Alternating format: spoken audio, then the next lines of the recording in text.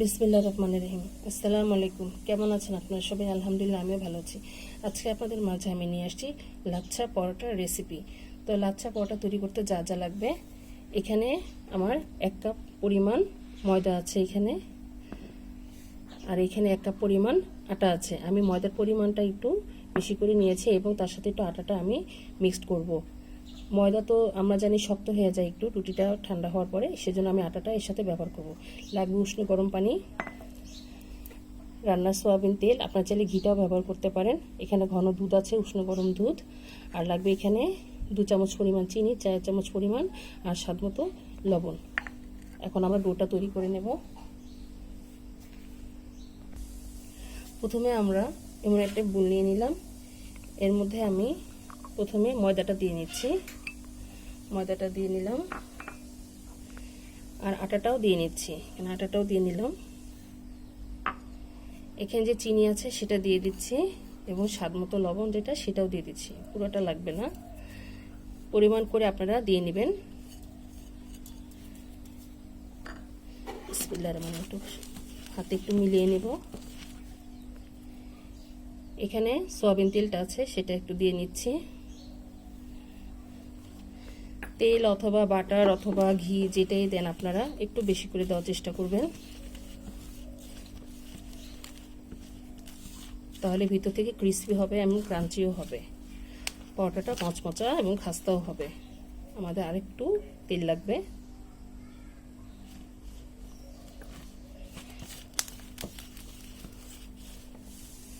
এই যে আমি এই অবস্থায় করে নিয়েছি, এরকম হয়েছে।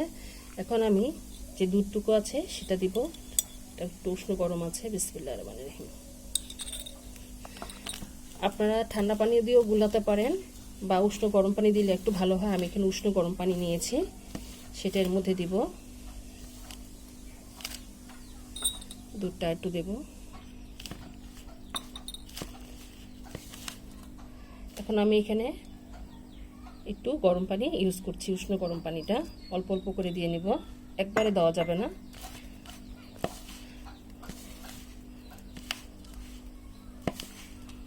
অল্প অল্প করে এখন আমি এই কাইটা করে নেব।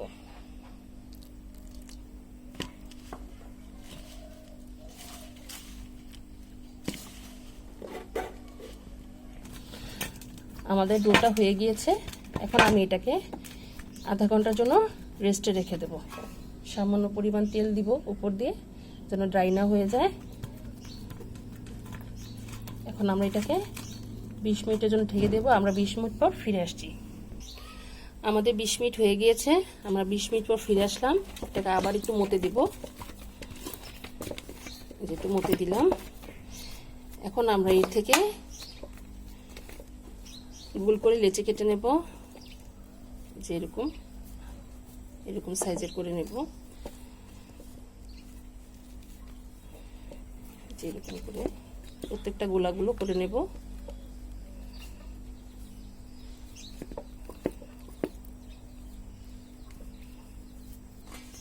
এখন আমি এটি রুটির পিঠা নিয়ে নিলাম। ডোটাকে ভালোভাবে একটু গোল করে নিব।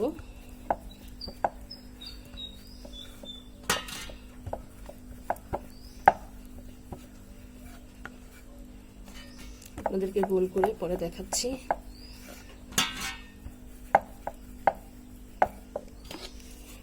আমি এরকম গোল করে নিয়েছি। এখন আমি কিছু পরিমাণ ময়দা দিয়ে দিব এখানে।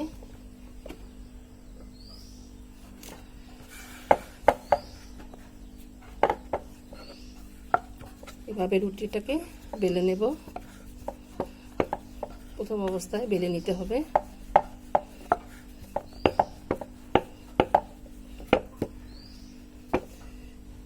এখন আমি এর মধ্যে কিছু পরিমাণ তেল দিয়ে দিব। আমি একটু ছোট করে বেলে নিচ্ছি। এখন কিছু পরিমাণ ময়দার উপরে দিয়ে দিব। দিয়ে দিলাম। এখন এরকম একটি ছুরির সাহায্যে আমি এতটুকু একটু কেটে নেব। ঠিক এভাবে আমি এটাকে রোলের মতন করে নেব। ঠিক এভাবে এই যে ঘুরিয়ে রোলের মতন করে নিতে হবে। এই রোলের মতন করে নিলাম। এখন আমি যে এই অংশটুকু আছে সেটার মধ্যে এরকম ভাবে দিয়ে নেব। এই ঠিক এভাবে। এই যে এই ডোটা হয়ে গেল আমাদের রেডি। এখন আমি আপনাদেরকে আরেকটি করে দেখাবো। আমি ময়দাটা দিয়ে নিলাম। লাচ্ছা পরোটা 2-3 রকম করা যায়, 2-3 ভাবেই করা যায়। এখন এটাকে একটু এভাবে দিয়ে নিলাম লম্বাটে করে। এখন আমি এর মধ্যে আবারও তেল দিয়ে দিব। আপনারা ভিতরে তেলটা একটু বেশি করে দেওয়ার চেষ্টা করবেন। এই দিয়ে দিলাম,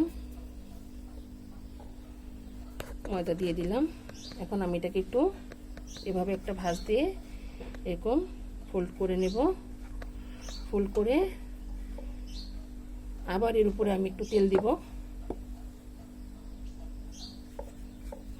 তেলটা দিয়ে নিলাম, একটু ময়দা দিয়ে দিচ্ছি এরকম। এখন এরকম ভাঁজ একটা দিয়ে এখন আমি এখানে মাঝখান দিয়ে একটু কেটে নেব। ঠিক এভাবে দিয়ে আরেকটি ভাঁজ দিতে হবে। এভাবে দিয়ে আমি এভাবে করে এটাকে কেটে নেব। এই যে এভাবে। এই যে দেখুন একটি ভাঁজ আমাদের হয়ে গিয়েছে। এই যে দেখুন, এই যে এরকম। এখন প্রত্যেকটা রুটিটাকে আমরা এভাবে তেল মাখিয়ে নেব। আপনাদের তৈরি করে দেখাচ্ছি। করে দেব। আমাদের প্রত্যেকটি রুটি তেল ভরা হয়ে গিয়েছে। এখন আমরা এটাকে বানিয়ে নিচ্ছি এভাবে।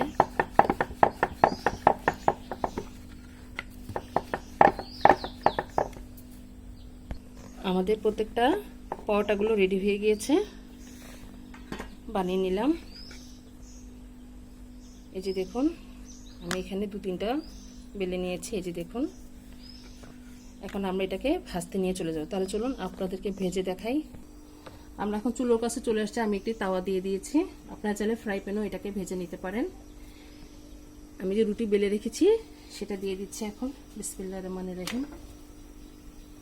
আমি আঁচটাকে মিডিয়াম করে রেখেছি। আমি মিডিয়াম আঁচে এটাকে আস্তে আস্তে করে ভেজে নেব, যেন মাঝখান থেকে অনেকটা খাস্তা হয়। আমি তো উল্টিয়ে দিচ্ছি। বিসমিল্লাহির রহমানির রহিম। উল্টিয়ে দিলাম। এই পিঠ ওই পিঠ ভালোভাবে আমাদের যখন ছেঁকা হয়ে যাবে তারপরে আমরা এই পর্যায়ে তেলটা দিয়ে নেব। ভাজা হোক এই পাশ ওই পাশ। আমাদের এই পাশ ওই পাশ ছেঁকা হয়ে গিয়েছে। এই দেখুন ফুলে আসছে রুটিটা। এখন আমি এই পর্যায়ে এর মধ্যে তেল দিয়ে দিব। তেলটা দিয়ে দিলাম। এটাকে এখন ভালোভাবে ভেজে নেব। এই যে দেখুন লালচে হয়ে আসছে।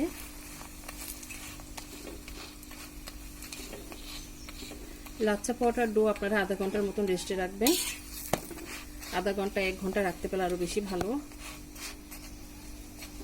তাহলে গোলাটা ভালোভাবে আসে এবং সেট হয়।